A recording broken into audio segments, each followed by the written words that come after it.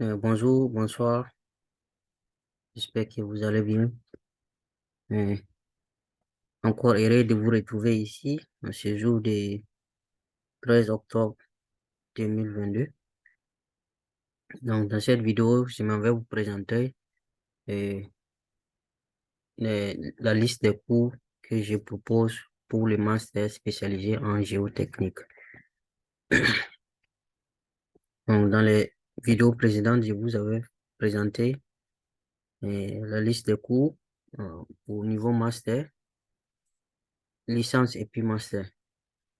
Donc, encore une fois, pour les responsables d'établissement qui veulent collaborer avec nous, nous vous présentons ici euh, nos contacts, nos différents contacts. Vous pouvez nous contacter.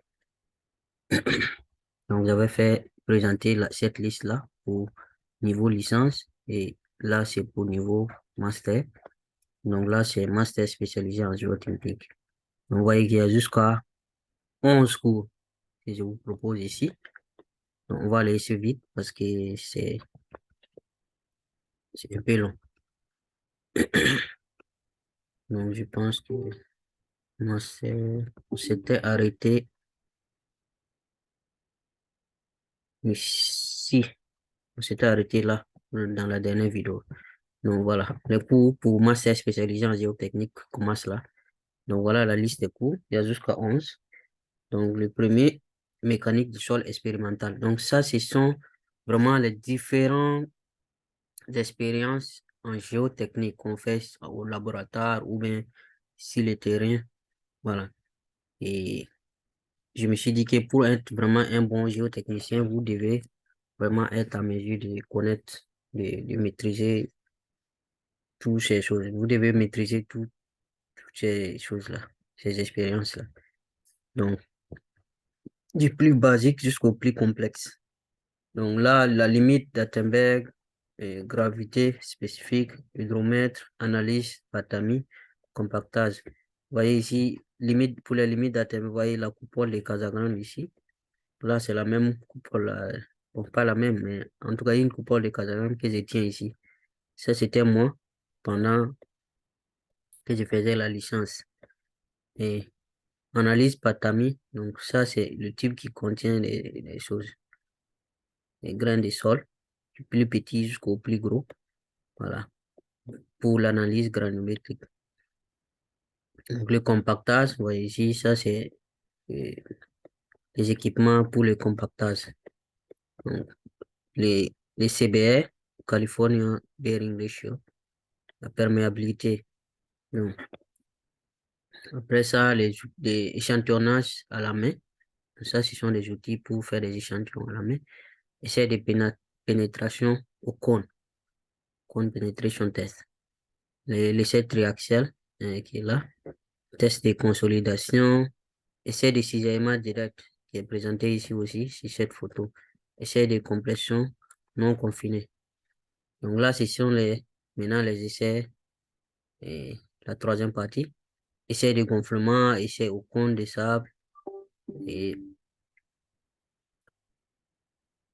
les CBR, les ressources CBR là sur les in situ, sur les champs d'investigation. Voilà. Les essais à la plaque, ce qui est matérialisé ici là. Perméabilité sur les sites. Donc, pour mesurer la perméabilité sur le terrain, immédiatement sur le terrain. Donc ça, c'était la troisième partie.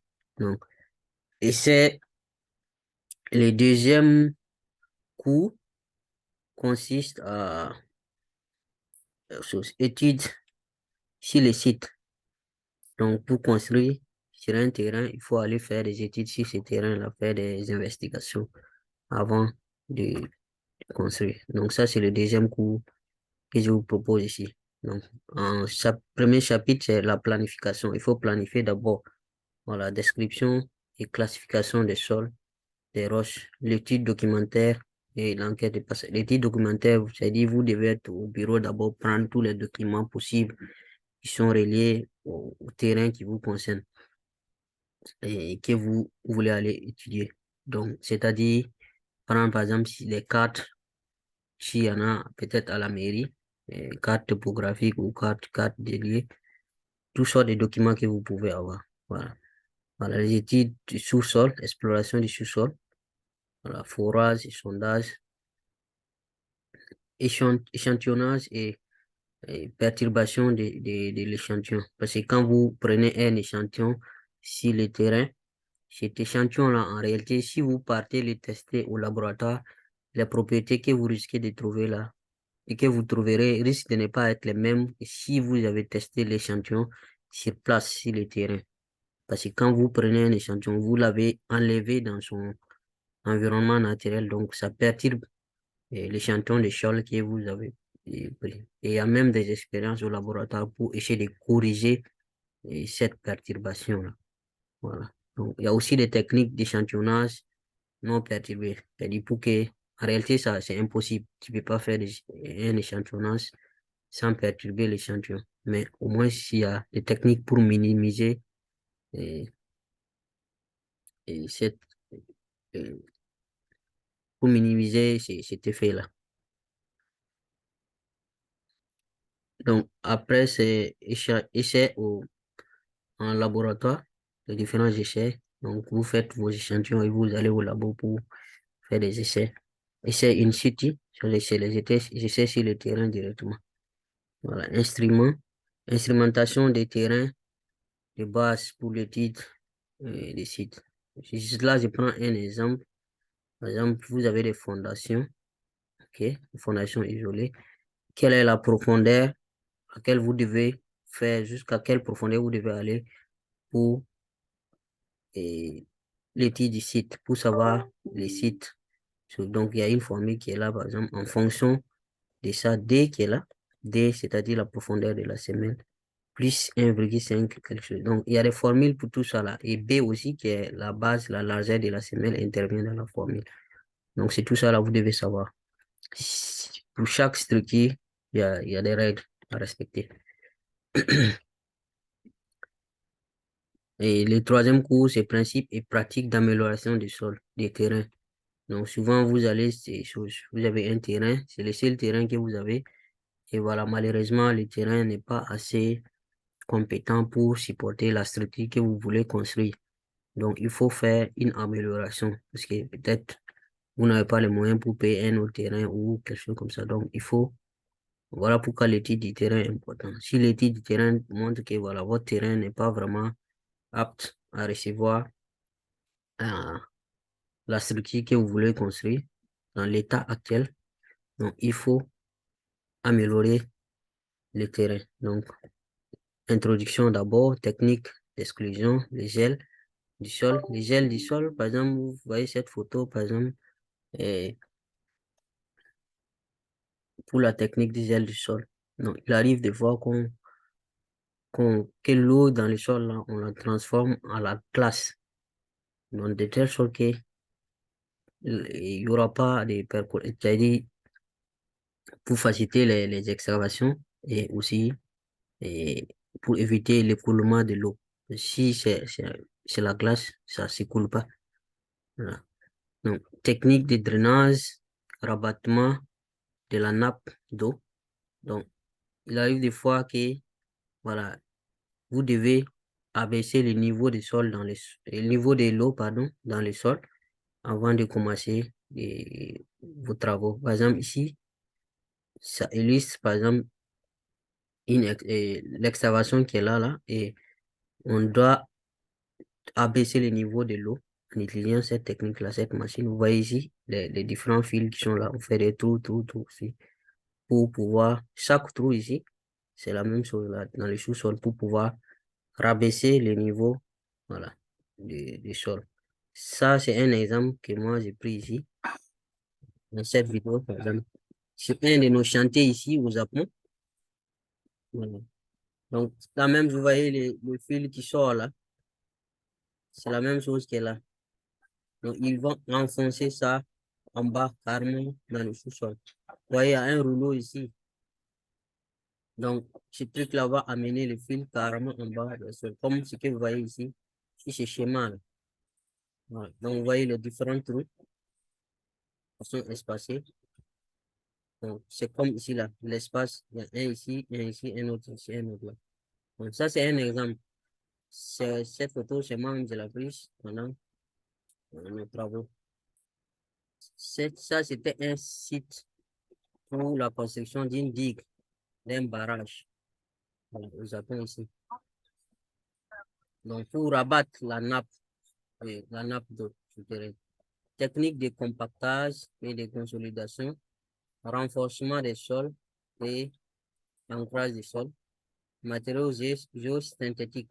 Les matériaux géosynthétiques, je pense qu'on utilise souvent, même dans les routes, les gens, pour améliorer la fréquence de la route. Poulie, poulie d'injection et, et jointement. Stabilisation du sol. Le poulie, là, ça peut être même du ciment, hein, juste avec du ciment, un liquide. On injecte et ça se solidifie après. Donc là, vous voyez, par exemple, si le même chantier, ici, notre chantier de barrage de la digue là, et là, par exemple, cette machine est en train de faire un mélange, un mixage avec l'argile, le sol du site en question et du ciment pour voir quel est le dosage le mieux adapté pour ce site-là. Et voilà 3 échantillons ici pour chaque dosage. Et on va aller tester ces échantillons pour voir quel dosage est mieux. Voilà, donc la machine qui est là en train de tester de l'argile plus du ciment pour voir. Donc, technique d'amélioration des sols. Donc là, c'est le quatrième cours que je vous propose. Stabilisation mécanique des pentes et des murs en terre, des sols armés. Donc, introduction, évaluation du système et du projet. Voilà, avec notre projet là, c'est quel système on doit utiliser pour stabiliser, pour faire le mur là. Ici, il y a plusieurs systèmes. Conception des murs en terre mécaniquement stabilisés. Voilà, mur en terre mécaniquement stabilisé. Je pense que pour ceux qui connaissent l'échangeur de Gouin en Ouagadougou ont déjà vu ces genre de choses-là. Les écailles là. Il y a plusieurs types. Donc, vous vous êtes demandé comment on fait ça. Il y a un exemple ici, comment on pose ça. Donc, il faut juste, voilà, l'installation. Vous installez, par exemple, ça, c'est un des, des écailles là. Je vais l'appeler comme ça pour faciliter les choses. Et après, on met du sable dedans. Et il y a des câbles pour maintenir aussi. Donc, en réalité, ce que vous voyez là, dedans, là-dedans, là, ce n'est que du sable qui est dedans. Bon, un autre matériau aussi peut être utilisé. Donc, détail de conception, on va voir comment concevoir ces murs-là. Conception de murs et géométrie complexe, parce qu'il y a d'autres murs qui sont vraiment complexes, géométriquement parlant. Conception de murs pour des événements extrêmes. Par exemple, ici, il faut prévoir que, par exemple, un camion peut venir cogner ici, là. Donc, il faut prévoir tout ça. Ou pour les tremblements de terre, pour les pays qui ont des tremblements de terre et tout ça. Donc, ça, c'était la première partie. Deuxième partie, c'est surtout la stabilisation des pentes. Donc, pour les pays qui n'ont pas trop de montagnes, qui ont, qui sont sur un plateau, n'ont pas trop besoin de ce genre de choses-là. Peut-être sauf dans les mines, bien sûr. Donc, mais par contre, les pays où il y a vraiment des montagnes et des pentes naturelles, beaucoup de pentes naturelles, il faut stabiliser ces pentes-là pour la sécurité des biens et des personnes. Voilà. Donc, il faut savoir évaluer le projet des pentes au sol renforcées, conception, comment on conçoit ça. Il y a plusieurs systèmes pour stabiliser. Voilà. Méthode spécifique et contractuelle pour les murs de pente. Et inspection sur le terrain, surveillance et des performances. Donc, il faut surveiller, voir si vraiment ça tient, quoi. Voilà. Donc, ça, c'était la deuxième partie et la dernière partie pour la stabilisation mécanique des pentes. Et cinquième cours ici, c'est les fondations, l'ingénierie de fondation que je vous propose. Celui-là, quand même, est un peu long. Donc, la première partie, il y en a jusqu'à 4 parties. La première partie, c'est examen et des conceptions de la mécanique du sol et des techniques et analytiques utilisées, les formules utilisées dans l'ingénierie de fondation. Après, ce sont les semelles isolées, comment on conçoit ça. Peut-être ça sera juste un rappel. C'est peut-être, je me dis que les gens connaissent, mais quand même, il y a plusieurs choses. Par exemple, on peut avoir des fondations isolées sur un sol stratifié et c'est pas uniforme. Donc, ouais, les formules peuvent être différentes. Différents types de sol et différentes configurations. Semelles isolées, et conception maintenant des semelles isolées combinées. Par exemple, ici, il y a une combinaison de deux semelles. Comment on fait la conception de ça, géotechniquement parlant. Et maintenant, il y a la conception structurale même des fondations. Là, c'est comment même pour aller mettre les aciers là, comment on doit mettre dedans. Voilà, tout ça. Ça, c'était la première partie. La deuxième partie, ça, c'est la fondation, même pour les gros trucs, les pieux. Voilà, matériel et méthode d'exécution des pieds, par exemple. Calcul de résistance des pieds sous compression. Et là, c'est la même chose, sauf que là, c'est le groupe des pieds, là, parce que souvent, c'est pas un seul. Il faut utiliser deux, quatre. Donc, il y a des matrices qu'il faut utiliser. Donc, groupe de pieds pour certaines structures. Voilà, conception des fondations sur pied pour résister au soulèvement et aux charges latérales. Donc, souvent, le pied est soumis à la traction dans certaines circonstances. Par exemple, si je prends, par exemple, et dans les structures maritimes, là, souvent, on a besoin d'utiliser, par exemple, je prends un exemple simple, le bateau qui arrive, ce bateau-là doit être attaché à une fondation, à quelque chose, et pour, pour stabiliser le bateau. Donc, un pied, par exemple. Donc, quand le bateau bouge, ce pied-là est soumis à une traction. Donc, aussi, les charges latérales aussi, dans les structures maritimes aussi, il y a des pieds qui sont vraiment, qui sont pas verticales comme ça, mais qui sont inclinés. Donc, il faut savoir et concevoir ces genres de pieds-là qui sont soumis à ces différentes charges. Voilà. Conception structurelle des pieds. Là, il faut savoir même les différents types de feuillages pour les pieds en question. Si, si c'est des pieds en béton. Donc, là, si je vous montre un exemple, par exemple, vous voyez derrière moi, ça c'est moi ici, dans un de nos projets ici au Japon. Et derrière moi, il y a un pont en construction. C'est le même pont là qui est là. Et là, c'est les piliers du pont là, les fondations qui sont là, comme ça. Vous voyez comment c'est énorme. Donc, et là, c'est le fond de fondation. Ça c'est moi au fond des fondations. Ici, descendu, vous voyez un peu, il y a de l'eau. Mais même l'eau là, il faut aussi maîtriser l'eau parce que ça peut inonder facilement. Donc, ça c'est un exemple de fondation que nous avons eu à faire ici au Japon ici. Donc là, derrière moi, vous voyez ici, il y a une montagne. Il y a une bâche bleue là. Voilà, ici là, sur cette photo, ça montre mieux. Donc, de là, il y a un tunnel qui va sortir. Et le tunnel là sera connecté au, au pont là.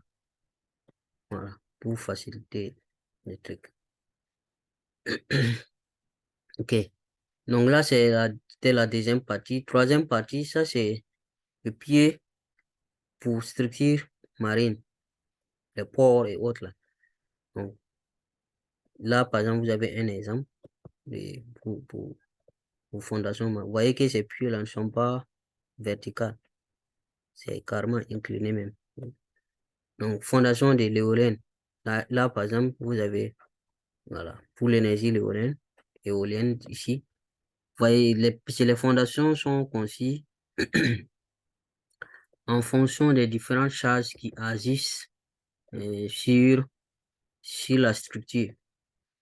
Donc, vous voyez ici, à cause de ces mouvements de ça là, causés par le vent, il y a d'autres forces qu'il faut prendre en considération pour dimensionner les fondations ici. Voilà. Donc, fondation en question. Donc, ça, ce sont les types de fondations. Il y a un exemple ici, un schéma ici, pour rester dans l'eau aussi. Les fondations qu'on réalise dans les structures maritimes, par exemple. Donc, il y a un schéma ici, vous voyez, et ce schéma-là. Et souvent, on remplit ici des matériaux, du sable, par exemple. Donc, il y a un exemple ici en construction. Ça aussi, c'est un de nos projets ici au Japon. Vous voyez, c'est juste derrière moi. Ça, c'est moi, là. Ouais. Et j'ai mis ça en... Vous voyez comment ça est? Il faut vraiment maîtriser l'eau autour, là, pour pouvoir avoir un espace de travail et tout ça. Voilà. Donc, après ça, le dernier chapitre de la partie 3 c'est éléments de la dynamique du sol et fondation des machines. Donc, quand vous partez dans les industries, dans les usines, souvent il y a des machines, et ces machines-là vibrent. Et les vibrations-là affectent les fondations. Donc, il faut des fondations spécifiques pour ces genre de machines-là. Donc, vous pouvez pas faire ça de la même façon que les fondations soumises à des charges statiques. Ça marche pas. Donc, la plupart des universités ou des écoles où il n'y a pas trop, des pays où il n'y a pas de tremblement de terre, les gens négligent souvent les mécaniques, la dynamique des sols, là. Mais en réalité, on peut utiliser aussi pour ces genre de fondations. Voilà. Et la quatrième partie, et la dernière partie, ça, c'est surtout des trucs de maintenance et sur les problèmes qu'on rencontre dans les fondations. Donc, impact des eaux souterraines sur la conception des structures en terre. Donc, comment est-ce que les eaux là, et la nappe souterraine va affecter et, vos fondations, par exemple. Voilà, divers problèmes d'exécution des pieds. Donc, là, par exemple, on a un pied un pied bâti, par exemple, qui est en train d'être installé, et vous installez le pied courant qu'il est en train d'aller tout droit, mais en réalité, il y a un rocher ici, et votre pied est en train les jalons qui sont en train que vous mettez, celui-là fini, vous ajoutez un autre, vous ajoutez un autre, courant que c'est vertical, mais en réalité, il y a un rocher ici qui fait glisser le pied et ça part de ce côté-là. Donc, il faut vraiment être expert pour pouvoir identifier ces genres de problèmes-là. Ouais. Là, donc, c'est divers problèmes. Il y en a beaucoup, hein. Divers problèmes d'exécution des pieds. Donc, méthode d'amélioration des sols. Comment améliorer les sols? Par exemple, ici, là, si vous détectez, ah, il y a un problème ici, ces fondations-là, et la structure risque de s'effondrer. Donc, il faut venir, il y a des méthodes pour venir améliorer les sols qui est directement en dessous de cette fondation-là. Voilà. Et ça, ici là aussi, il y a un autre exemple. Vous voyez que la structure était inclinée. Voilà. Donc, en faisant ça, on peut redresser, améliorer les sols ici, là. Parce que quand vous voyez que vos immeubles sont déchirés, là, en réalité, c'est le sous-sol là, c'est là-bas que ça ne va pas. Donc, peut-être, il y a une partie qui s'est affaissée, enfoncée que l'autre. Donc, ça fait que ça balance et il y a des déchirures dans l'immeuble. Donc, il faut faire attention pour que ça ne tombe pas. Donc, il y a des méthodes pour corriger ça, tout ça là. La durabilité des fondations sur pied, voilà, enquête sur terrain, contrat pied, essai de pied. Donc ça, c'est la quatrième partie de la quatrième et dernière partie de l'ingénierie de fondation. Donc,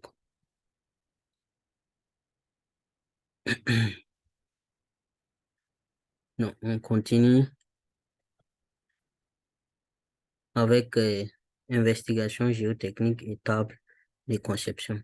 Donc ça, c'est juste des différentes tables, des tableaux qui sont faits pour voilà, donner des valeurs spécifiques pour les travaux en géotechnique. Voilà. Échantillonnage et tests sur le terrain, terrassement, sous-sol et chaussée, pente, évaluation du terrain, drainage, érosion, géosynthétique, spécification de rembrayage et pression de terre, mis de soutènement, fondation et mouvement. Je prends ici un exemple, juste cet exemple-là, par exemple, pour le compactage, par exemple. Donc, si vous avez fait un compactage pour une route ou pour des rails, par exemple, voilà, quels sont les différents pourcentages, degrés de compactage que vous devez respecter, par exemple. Donc, pour les structures, pour les murs, le soutènement, pour les barrages, voilà, par exemple, barrage, comme les pourcentages que vous devez respecter. Donc, c'est ce genre de tableau-là, par exemple, qui sont dans ce truc-là. Donc, puisque c'est vous qui êtes l'ingénieur, donc ceux qui sont sur les chantiers vont vous écouter. Qu'est-ce que vous dites? Combien pour cent on doit respecter? Par exemple, pour l'échantillonnage et tests sur le terrain, ou si vous êtes sur les sites, si vous devez donner le nombre d'échantillons à faire. C'est vous qui devez donner la profondeur pour les investigations. Ouais, en fonction des, je pensais dans les slides précédentes, il y avait pour les fondations superficielles, en fonction des fondations, type de structure, il y a plusieurs, le nombre d'échantillons et la profondeur aussi euh, pour les investigations. Voilà, c'est juste le tableau pour montrer ce genre de choses. Je sais pas. Donc, le septième, c'est la géotechnique routière. Donc, je pense que le nom, avec le nom, là, on n'a pas besoin de grandes explications encore. Et introduction à la géotechnique routière, essai routier. Donc, ça, ce sont les différents essais qu'on fait dans la géotechnique routière. Donc, quels sont les différents types d'essais que vous devez faire dans la géotechnique routière? Le terrassement routier. Donc, si vous voyez ici, sur cette photo, ça, c'était le terrassement pendant la construction de l'échangeur de, de l'Est, l'échangeur de Nord de Ouagadougou. Voilà, l'échangeur de Nord de Ouagadougou. Donc, ça, c'était pendant les travaux de terrassement au tout début. Vous voyez ici, ça, c'est le compactage à côté d'un des trucs là, les piliers des ponts là, d'un des ouvrages d'art. Donc, ça, cette machine méga densitomètre pour mesurer les degrés de compactage. Très radioactif, cette machine. Donc, et quelle est l'importance des choses après compactage et matériaux pour corps et chaussées. Donc, l'associer à différents à différentes couches, fondation, base, différentes couches. Donc, pour chaque couche, il y a différents matériaux qui sont conseillés. Voilà. Donc, il faut aller faire des emprunts dans la zone d'emprunt pour venir rembler. Donc, vous devez, en tant qu'ingénieur, vous devez savoir pour cette couche-là, quel matériel, quel sol, quel matériau vous devez utiliser. Voilà. Et dimensionnement. Et ça, ça sera juste un rappel.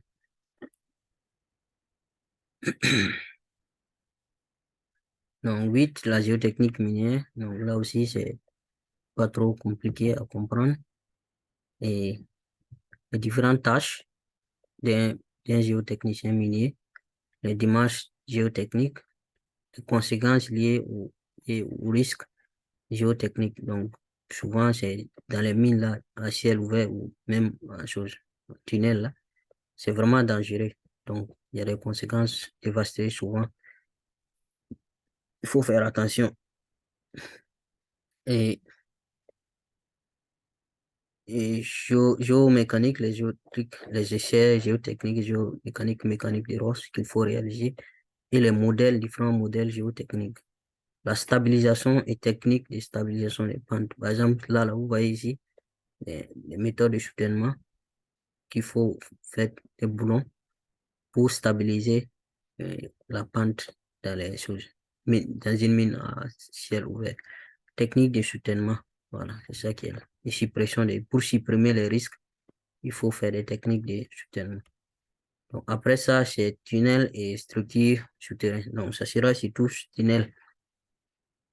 Euh, Là, par exemple, Il y a, dans les premiers chapitres, présentation générale et méthode conventionnelle. Après, c'est les tunneliers, les différentes machines qu'on utilise pour creuser les tunnels.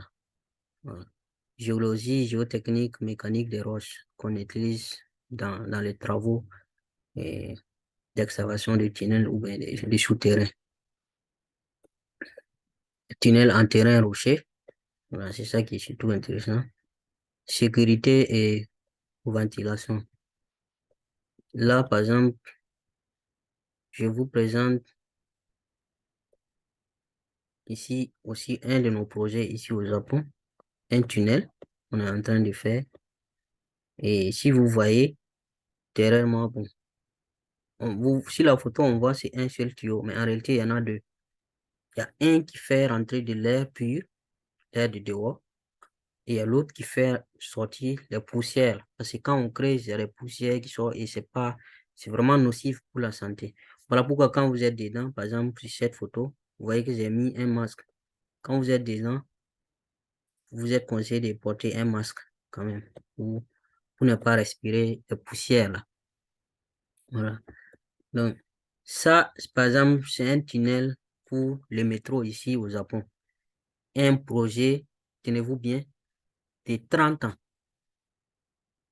Un projet de 30 ans. 16 ans, ils construisent.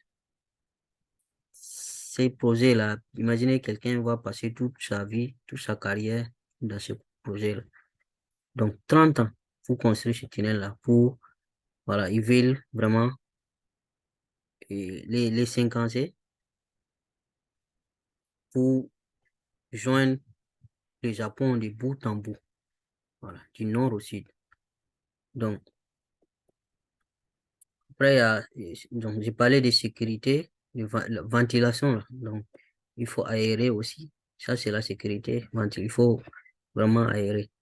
Étanchéité et drainage des tunnels. Vous voyez ici, là, dans un tunnel, et il y a l'eau qui sort. Donc, ça veut dire que l'étanchéité a failli.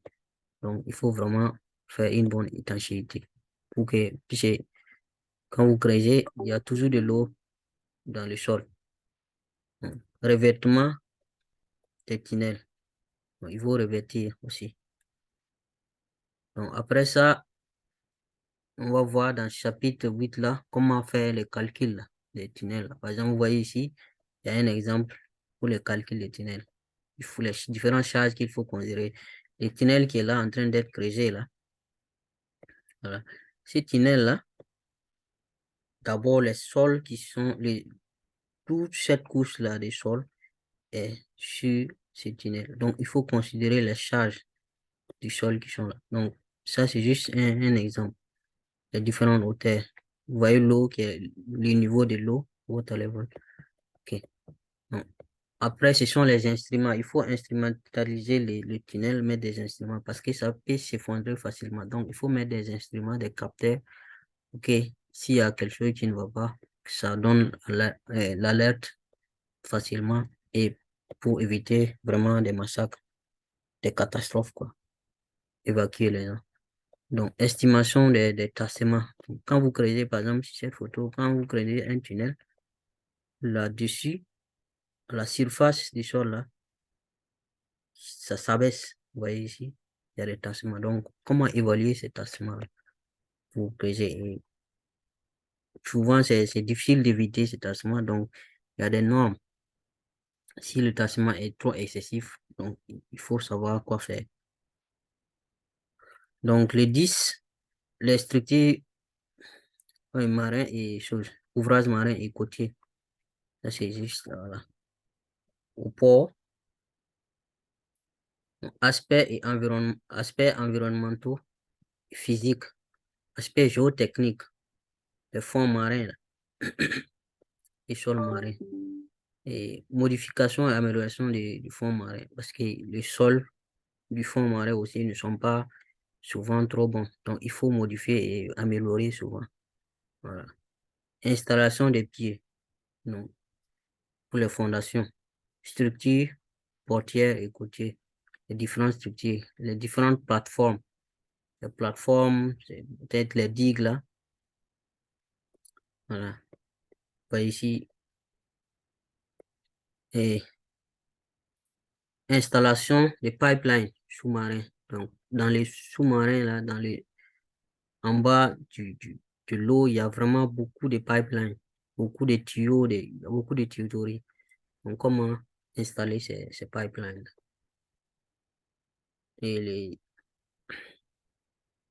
donc là, ça devait être instrumentation des sites géotechniques. Là, ce n'est plus ouvrage marin, hein. Instrumentation des sites géotechniques. Non, c'est ça le dernier chapitre.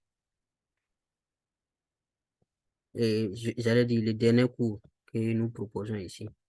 Voilà. Donc, dans ce cours-là, c'est surtout les différents instruments qu'il faut installer dans chaque construction. Voilà. Donc, c'est pas trop. D'abord, introduction, mouvement de surface. Donc là, c'est par exemple le mouvement de surface, j'allais dire par exemple dans les mines à ciel ouvert, par exemple. Quels sont les différents instruments qu'il faut installer pour la sécurité, par exemple. Voilà, des formations sous-sol, par exemple, un tunnel comme ça. Voilà. Et aussi les fondations. Et pression des contraintes in situ, les tableaux d'instrumentation pour des problèmes typiques. Ok, je prends juste un exemple ici. Ça, c'est un immeuble. Bon, j'allais dire une maison. Voilà. Donc là, cette partie-là est fondée avec des fondations isolées. Là, peut-être c'est un radier général qu'on a utilisé pour les fondations. Donc, il faut installer des instruments partout. On voit les lettres A, B, C, là. Tout ça, la section des instruments qu'il faut installer, par exemple. Donc, vous allez avoir des choses, des piézomètres pour mesurer le niveau de l'eau, des inclinomètres pour voir est-ce que ici, là, cette fondation-là, est-ce qu'elle est déjà, il y a des tassements ou bien chose. Ici, là, le T, là, par exemple, ça, c'est inclinomètre pour voir si c'est incliné. Voilà. Donc, tout ça, là. Et là, c'est les fondations, les choses. C'est un barrage qui est là. Donc, là aussi, donc ça, c'est la coupe transversale. Et ça, c'est la coupe, en bas, là, c'est la coupe longitudinale du barrage. Donc, partout au niveau du barrage, il faut installer, mettre des instruments pour savoir, pour pouvoir mesurer toutes les valeurs essentielles pour la stabilité du barrage. Voilà, le niveau de l'eau, les tassements. Voilà, par exemple, les cas où ici, il faut installer tout ça là, tout au long ici là, pour voir s'il y a des tassements et il faut contrôler. Et l'infiltration de l'eau, tout ça là, c'est des choses qu'on peut mesurer. Donc ça, c'est le dernier cours qui est proposé ici. Et je pense que c'est tout, hein, c'est le dernier. Donc voilà, pour nos contacts, encore une fois de plus, nous vous montrons nos contacts ici. Donc je pense que ça sera tout pour cette vidéo. Donc, si vous voulez en savoir plus, il faut vous abonner, il faut partager avec vos amis et vos collègues. Parce que ce truc-là, cette partie-là, pour géotechnique, master spécialisé en géotechnique, c'est vraiment pour des formations, en fait. C'est surtout pour les formations, peut-être les professionnels qui vont faire des formations. Nous allons vous proposer des formations pour ça. Donc, si c'est, on se dit au revoir et à la prochaine. Merci beaucoup. Portez-vous bien.